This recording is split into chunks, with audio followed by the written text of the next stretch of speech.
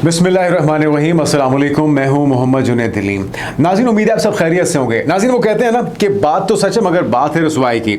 अब जो भारत का रचाया हुआ जाल था या बिछाया हुआ जाल था वो एक्सपोज होने लग गया है। मोदी सरकार का मकरू चेहरा सारी दुनिया को नजर आना शुरू हो चुका है और इसी के पेश नज़र खबरी आई है कि ईरान की तरफ से अपनी चाबहार पोर्ट के ऊपर मौजूद तमाम इंडियंस को बेदखल किया जा रहा है, मुल्क बदर किया जा रहा है, क्योंकि जो सबसे बड़ा नुकसान उनको पहुंचा वो जासूसी के नेटवर्क की वजह से पहुंचा। मोसाद को रियल टाइम इंफॉर्मेशन, उनके अहम शख्सियात की, अहम मकामात की मालूमात मोसाद को दी जाती रही, जिसकी वजह से इतना बड़ा पैमाने पर जो नुकसान है वो ईरान को पहुंचा है। तो अब उसके सदेबाब के लिए इकदाम शुरू कर दिए गए हैं। खबर क्या है कुछ ही देर में आपको बताते हैं। फिर आपको बताएंगे कि अमेरिकी तर्ज के B-21 रेडर्स का जो मंसूबा था वो नाकाम हो चुका है। एक ऐसा मंसूबा जो कि शुरू होने से पहले ही खत्म हो चुका है। खबर आई थी कि अमेरिकी तर्ज के स्ट्रेटेजिक तैयारे जो है B-21 रेडर्स ये भारत बनाने जा रहा है, लेकिन खबर अब उसकी तस्दीक क्या सामने आई है, असल हकीकत क्या है वो भी आपको बताएंगे। फिर आपको बताएंगे कि जो जंगी जुनून है नरेंद्र मोदी का और भारत का वो थमने का नाम नहीं ले रहा। दो और मिसाइल तजुर्बात किए हैं, पृथ्वी और अग्नि मिसाइल्स के। किन खसूसियात के हामिल ये मिसाइल्स हैं और कहाँ पे कब ये तजुर्बात हुए ये आपको तफसीलात शेयर करेंगे। फिर आपको एक चौंका देने वाली ऐसी खबर बताएंगे जिससे सुनने के बाद मुझे शर्मिंदगी महसूस हो रही थी कि एक ऐसा मुल्क है जहाँ पे अकलियतें तो गैर महफूज हैं ही।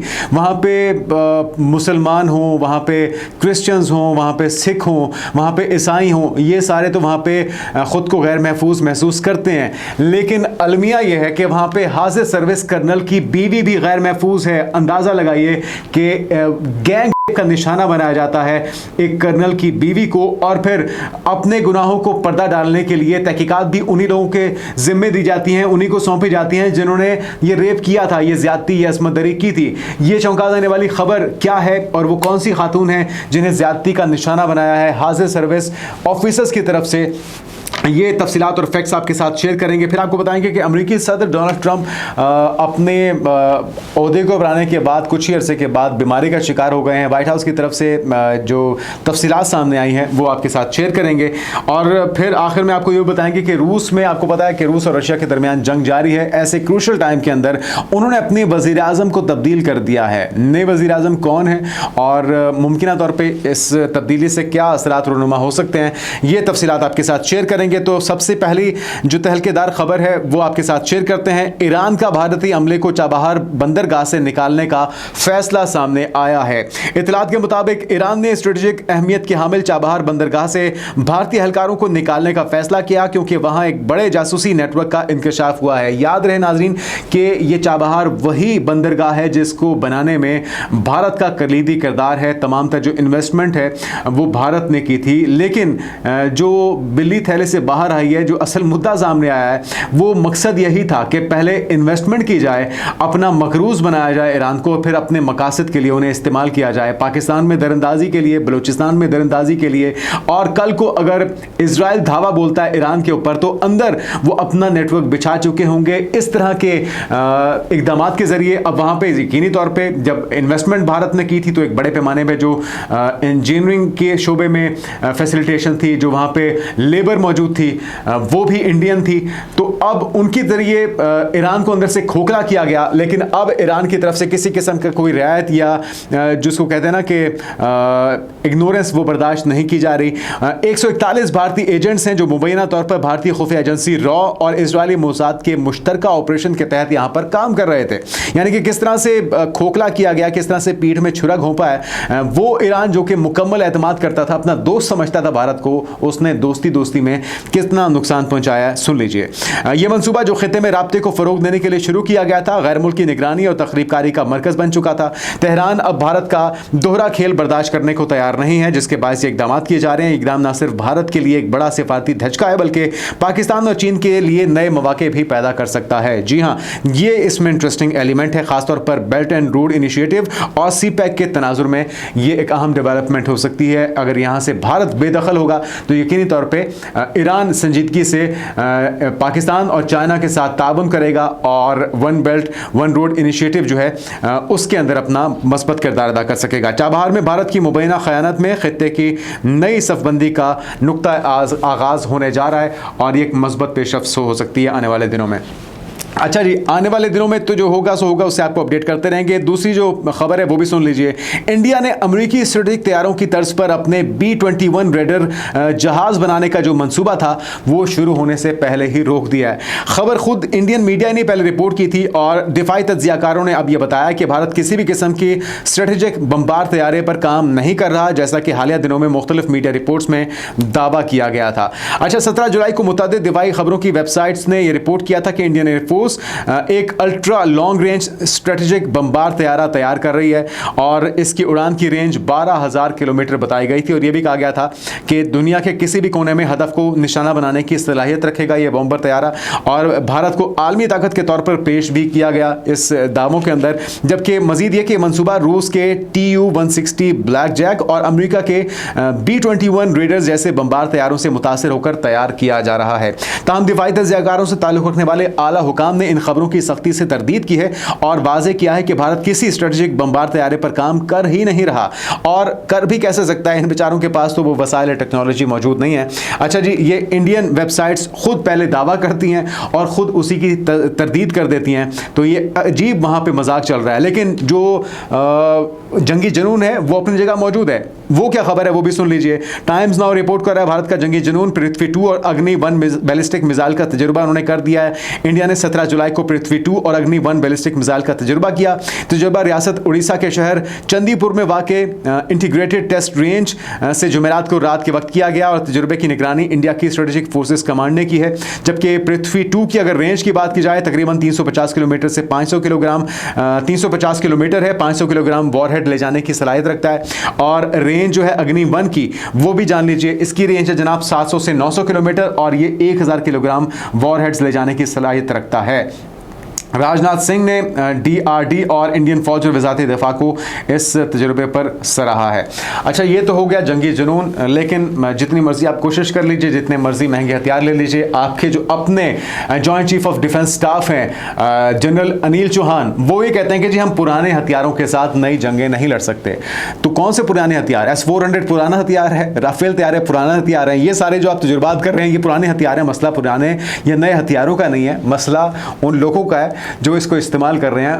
उनके अंदर जो इस वक्त एक मॉरली वो जितने डाउन हो चुके हैं, ख़ुदकुशियाँ इंडियन फ़ौज के अंदर वो सबसे बड़ी तादाद सामने आ रही है। छुट्टियों पे जाना ये मामूल बन चुका है। कोई बड़ा मार्का होने लगता है, कोई बड़ा महाज खुलने लगता है, छुट्टियों पे जाने के लिए दरख्वास्तें आना शुरू हो जाती हैं। लेकिन जो तशवीशनाक सूरत हाल है जिस पे कान धरने चाहिए ना सिर्फ इंडिया की आवाम को बल्कि इंडियन फोर्सेस को, जो डीमोरलाइजेशन का सिलसिला है उसकी एक बड़ी वजह यह है कि वहाँ पे को इज्जत ही नहीं मिल रही और वहां पे खवातीन की इज्जतें पामाल की जा रही हैं। ये सुन लीजिए जो इंतहाई हैरानकुन खबर है कि भारतीय फौज के कर्नल अमित कुमार ने भारतीय फौज में छुपे जिनसी दरिंदों को बेनकाब कर दिया क्योंकि उनकी अपनी अहलिया को, उनकी अपनी बीवी को अस्मत दरी का ज्यादती का निशाना बनाया है। एक नहीं, मुतादिद अफसरान ने, हाजिर सर्विस अफसरान ने। अच्छा जी, खबर क्या है वो भी सुन लीजिए। औरतों के लिए कितनी गैर महफूज हो चुकी है इंडियन फोर्सेस के मुल्क जो भारत है उसके अंदर औरतें बिल्कुल ही गैर महफूज हो चुकी हैं। कर्नल अमित कुमार ने आला अफसरान की जानिब से बीवी के रेप का घिनौना राजफाश कर दिया और कर्नल अमित कुमार का यह कहना है कि भारतीय फौजी अफसरान अपनी कमजोरी को ऑर्डर्स और ड्यूटी की आड़ में छुपाते हैं। जब मैं अपनी बीवी को फैमिली वार्ड से लेकर आया तो उसके साथ ज्यादती हो चुकी थी। कर्नल अमित कुमार ने कहा है कि ओडिशा का खौफनाक वाकया पुलिस के हाथों हुआ जबकि मेरी बीवी के साथ जिनसी ज्यादती जनरल्स और ब्रिगेडियर्स ने की है। जनरल्स ने बीवी की इज्जत पामाल की वीडियोस मौजूद हैं मगर कोई मुकदमा दर्ज नहीं किया गया। अच्छा, ये जो खातून है, मुतासरा खातून है, हम यकीनी तौर पे अफसोस का इजहार करते हैं मुतासरा फैमिली के साथ और ये खुद चीख चीख के चिल्लाते हुए पूरी दुनिया को और अपने मीडिया को ये बता रही है कि मेरे साथ ज्यादती हो गई है। लेकिन अलमिया ये है कि कोई कान नहीं धर रहा, कोई उन अफसरान के खिलाफ एक्शन नहीं लिया जा रहा। तहकीकात उन्हीं लोगों के सर जिम्मे लगा दी गई हैं जिन्होंने ये ज्यादती की है। उनका कहना था कि FIR 33/2024 में 3 ब्रिगेडियर्स और 1 लेफ्टिनेंट कर्नल नामजद थे मगर सबको क्लीन चिट दे दी गई। केस की तहकीकात भी उन्हीं अफराद ने की है जो इस जुर्म में मुलव्विस थे। तो कैसे इंसाफ मिल सकता था? भारतीय फौज के कर्नल ने मजीद इंकशाफ करते हुए बताया कि adjutant general lieutenant general SP Singh का भाई है जबकि ब्रिगेडियर प्रभु और मेजर जनरल संदीप कानूनी मुशीर हैं। शिकायत उन्हीं के खिलाफ है, यानी कि यही रेप करने वाले हैं, इन्हीं के खिलाफ हैं और यही तहकीकात कर रहे हैं। अमित कुमार ने कड़ी तनकीद करते हुए कहा कि औरतों के खिलाफ खिलाफ संगीन जराइम पर आर्मी चीफ खामोश क्यों है? ये कोई गफलत नहीं बल्कि एक सोचा समझा मुजरिमाना अमल है और अस्पताल की जानिब से आज तक हमें कोई मेडिकल दस्तावेजात फराहम नहीं की गई। उन्होंने ये भी कहा कि यह वाकया यूनिफॉर्म में मौजूद डॉक्टरों की असल हकीकत को जाहिर करता है। ये खुद आर्मी कमांडर ही मुलविस हो तो इंसाफ की तवक्को नहीं की जा सकती। तो ये इस मोराल के साथ, इस ज़हनी कैफियत के साथ, जब उनकी अपनी बेगमात को ज़्यादतियों का निशाना बनाया जा रहा हो, गैंग रेप्स हो रहे हों, तो फिर वो पाकिस्तान की फ़ोर्स का या अपने किसी भी दुश्मन की फ़ोर्स का मुकाबला क्या करेंगे?